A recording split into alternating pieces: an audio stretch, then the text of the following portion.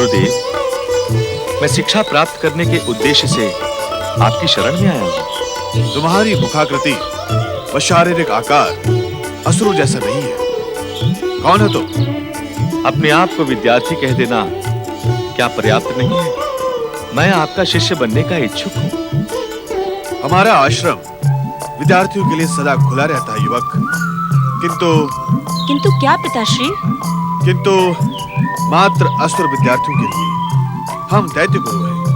हम केवल असुर विद्यार्थियों को ही शिक्षा प्रदान करते हैं। क्षमा गुरुदेव, ज्ञान तो सभी के लिए होता है, उसे आप जातियों की परिधि में क्यों बांध रहे हैं? युवक, तुम यहाँ शिक्षा प्राप्त करने के उद्देश्य से आए हो अथवा अपना उपदेश देने? तुम अपना परिचय क्यों नहीं देते हो अतिथि? आप जैसे दिव्य ज्ञानी मुझसे अपरिचित रहे, इस पर मुझे विश्वास नहीं होता है। क्यों? तुम्हारी संस्कृति में तो स्वयं परिचय देने की परंपरा है। इसीलिए मैं आपसे कुछ छुपाऊंगा नहीं। मैं देवताओं के गुरु बृहस्पति का पुत्र हूँ। दुस्साहसी बृहस्पति पुत्र, तुमने यहाँ आने का साहस कैसे किया? क्या तुम्हें अपने प्राणों का मोह नहीं है? मेरे प्राण यदि इस युग के महान गुरु शुक्राचार्य के द्वारा निकले तो ये मेरा सौभाग्य होगा। कच्छ, तुम यहाँ क्या कर रहे हो? ये तुम्हारे गुरु बृहस्पति का पुत्र हमसे मृत्यु संजीवनी विद्या प्राप्त करने के उद्देश्य से यहाँ आया है। क्या तुम इसे इस विद्या के योग्य समझते हो? तुम तो इससे पूर्व परिचित हो, परंतु असुर न होते हुए भी हम आज तक के सारे नियम तोड़कर इसे यह विद्या प्रदान करेंगे। इसके पिता गुरु बृहस्पति ने जो छल व पाखंड हमारे साथ किया, उसका प्रतिकार हम इसे अपना शिष्य बनाकर लेंगे, जिससे पाखंडी बृहस्पति और दुष्ट देवताओं के मस्तक लज्जा से झुक जाए। आप धन्य हैं गुरुदेव, आप महान हैं। युवक, इस ज्ञानोपार्जन में तुम्हें असुरों से सतर्क रहना होगा। मृत संजीवनी के साधक दैत्य गुरु शुक्राचार्य के शिष्य को किसी से कैसा भय? असुर वीरों, आज हमारे जीवन का सबसे महत्वपूर्ण अवसर आ गया है। असुरों की विशाल सेना प्रस्तुत हो गई है। दैत्यराज महासुर की जय! सबसे पहले हम दैत्य गुरु की आज्ञा से पृथ्वी के समस्त देव भक्त ऋषि मुनियों को विवश कर देंगे कि वो देवताओं को अपना यज्ञ भाग देना बंद कर दें, जिससे यज्ञ भाग से वंचित देवता दुर्बल हो जाएंगे। तब हम स्वर्ग पर आक्रमण कर दुष्ट देवताओं से अपना प्रतिशोध लेंगे। दैत्यराज महासुर की जय! दैत्य गुरु शुक्राचार्य की जय! दैत्य जाति की जय! सावधान! सावधान!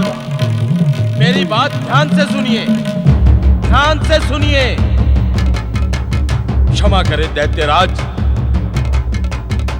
आप सब जिनकी जय जयकार कर प्रसन्न हो रहे हैं, वे दैत्य गुरु शुक्राचार्य हम दैत्यों के साथ छल करने के इच्छुक हैं। क्या बोल रहे हो तुम? क्रोधित न हो दैत्यराज, हम अपनी आंखों से देखकर आ रहे हैं कि जिस देव गुरु बृहस्पति ने हमारे दैत्य गुरु का रूप धारण कर हमसे छल किया था, उसी के पुत्र कच्छ को दैत्य गुरु ने अपना शिष्य बना लिया है। उसे मृत संजीवनी सिद्धि प्रदान करने का निश्चय किया है, जिससे वो मरे हुए हमारे शत्रु देवताओं को पुनः जीवित कर सके। ये असंभव है। विश्वास ना हो तो आप स्वयं चलकर देख लें। विद्रुपासुर, यदि ये सत्य है तो हमें उस दुष्ट कच्छ को अपने मार्ग से हटाना होगा। देवता हमारे साथ पुनः छल करने को आतुर हैं। इस बार हम उन्हें दंड देंगे। हाँ, हम उन्हें दंड अवश्य देंगे। तुम दोनों देवपुत्र कच्छ पर दृष्टि रखो। और जैसे ही कच्छ अकेला दिखाई पड़े उसे समाप्त कर दो। ऐसा ही होगा दैत्यराज। परंतु सावधान, दैत्य गुरु को इस बात का संकेत न मिले। जो आज्ञा स्वामी। और ध्यान रहे, हमारे गुरु की पत्नी इंद्र की पुत्री जयंती है। देवयानी भी उसी से उत्पन्न हुई है। देवताओं के प्रत्येक षड्यंत्र में वो हमारे विरुद्ध उनकी सहायता करती रही है। उससे भी सावधान रहना, उन्हें भी इस बात का तनिक आभास ना हो। जाओ। जो आज्ञा स्वामी।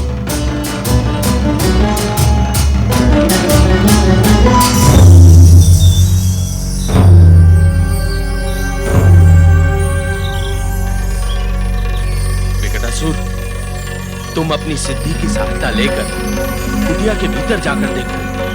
किसे ढूंढ रहे हो तुम लोग? किसी को नहीं दैत्य गुरु। प्रणाम। प्रणाम।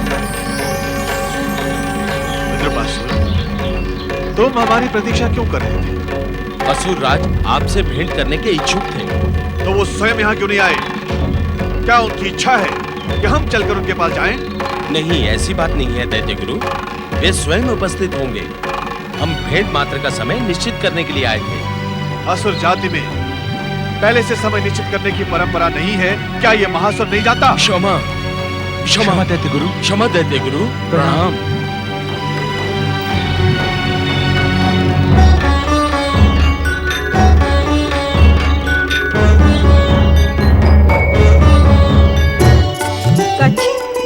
मैं स्वप्न में भी नहीं सोच सकती थी कि तुमसे यहाँ भेंट होगी। ये सब शिव इच्छा का परिणाम है गुरु माँ। कच्छ, जब स्वामी ने तुम्हें शिष्य स्वीकार कर ही लिया है तो समझ लो तुम्हारा इच्छित वरदान तुम्हें मिल गया। आओ।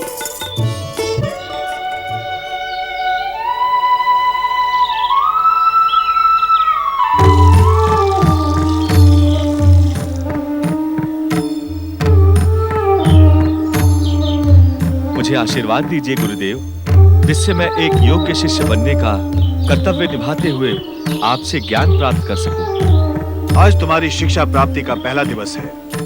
मैं तुमसे कुछ प्रश्न पूछने का इच्छुक हूँ। अवश्य गुरुदेव। आश्रम के नियम के विषय में तुम क्या जानते हो? गुरुदेव, एक विद्यार्थी के लिए आश्रम मात्र शिक्षा प्राप्ति का केंद्र नहीं, अपितु आश्रम में उसके बहुमुखी व्यक्तित्व का विकास होता है।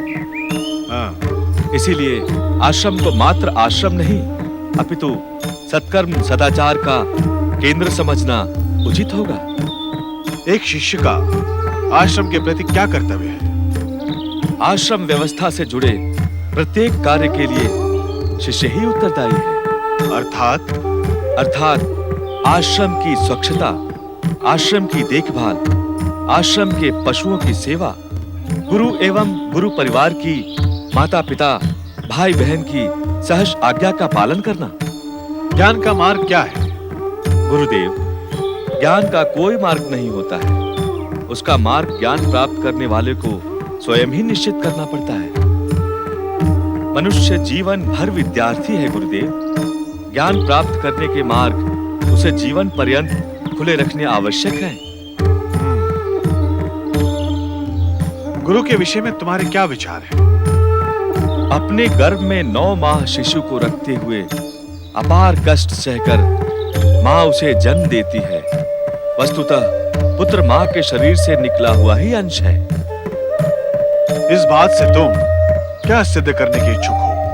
यही कि अपने हृदय के टुकड़े को योग्य बनाने की कामना लेकर ही माँ उसे गुरु के चरणों में डाल देती है, जिस पर अपना हृदय का टुकड़ा देने के लिए माँ विश्वास कर सकती है। उस गुरु का स्थान शिष्य के लिए माता पिता से भी श्रेष्ठ है। उत्तम, अति उत्तम। तुम्हारे उत्तर तर्क संगत है। ये आपके सानिध्य का परिणाम है। नहीं, ये तुम्हारे योगी पिता के संरक्षण का प्रभाव है। कच्छ, आश्रम के पशुओं को वन में चराने ले जाओ और अपने सेवा कार्य का प्रारंभ करो। जो आज्ञा गुरुदेव। प्रणाम।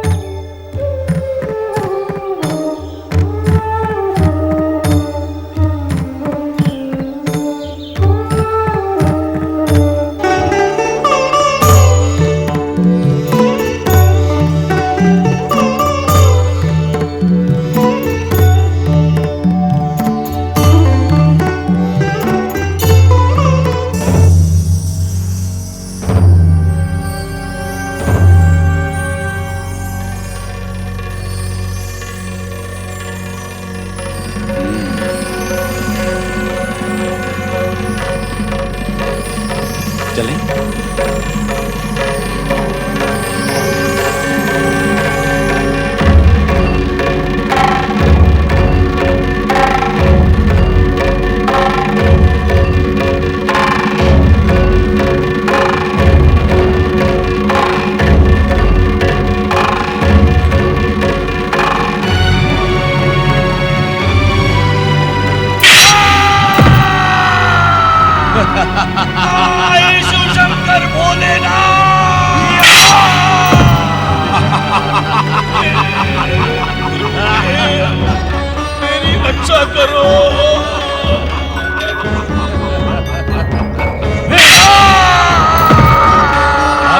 रक्षा यमराज ही करेंगे।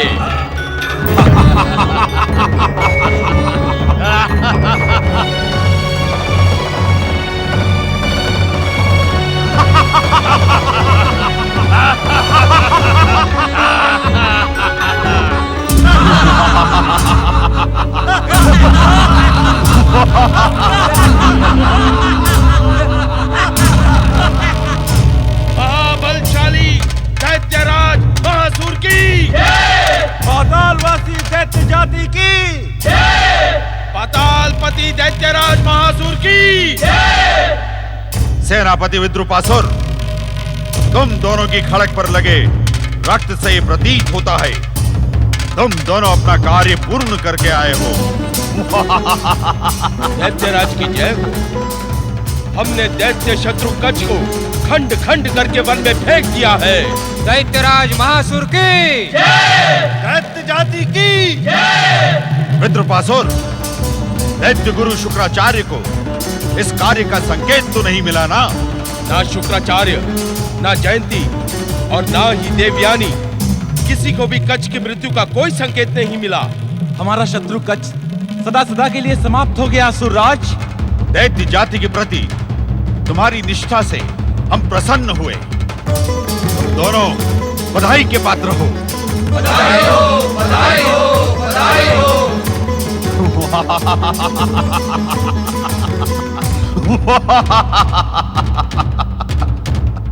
दैत्य जाति के लिए ये शुभ संकेत है दैत्य वीरों।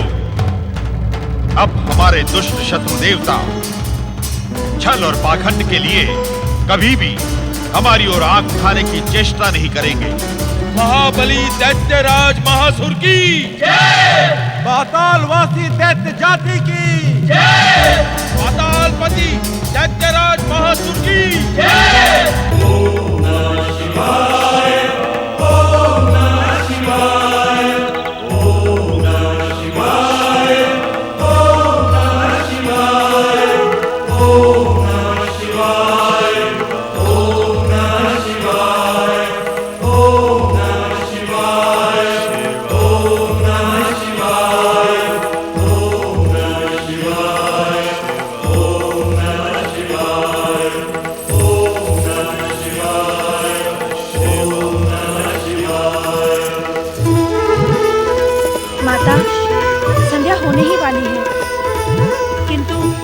आश्रम के पशुओं को चराने लगे कच्छ का अभी तक कुछ पता नहीं।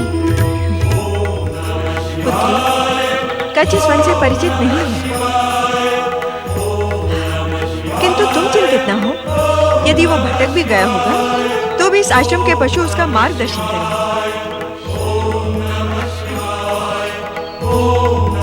लगता है कच्छ आ गया।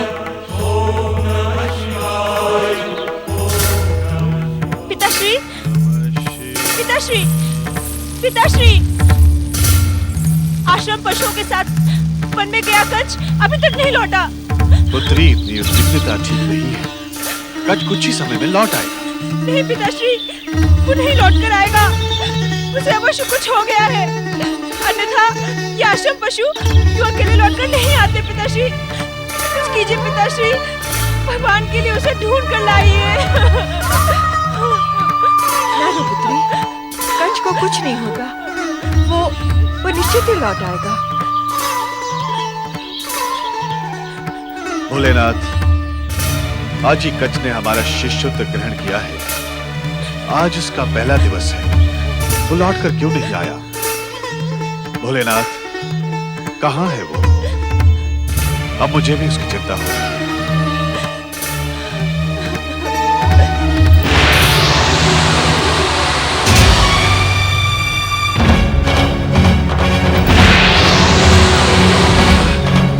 हे शिवशंकर, रक्षा करो शिवशंकर, वत्सकश, हे शिवशंकर, हे भोलेनाथ, रक्षा पिताश्री! करो, हे शिवशंकर, हे पिताश्री! शिवशंकर, हे शिवशंकर।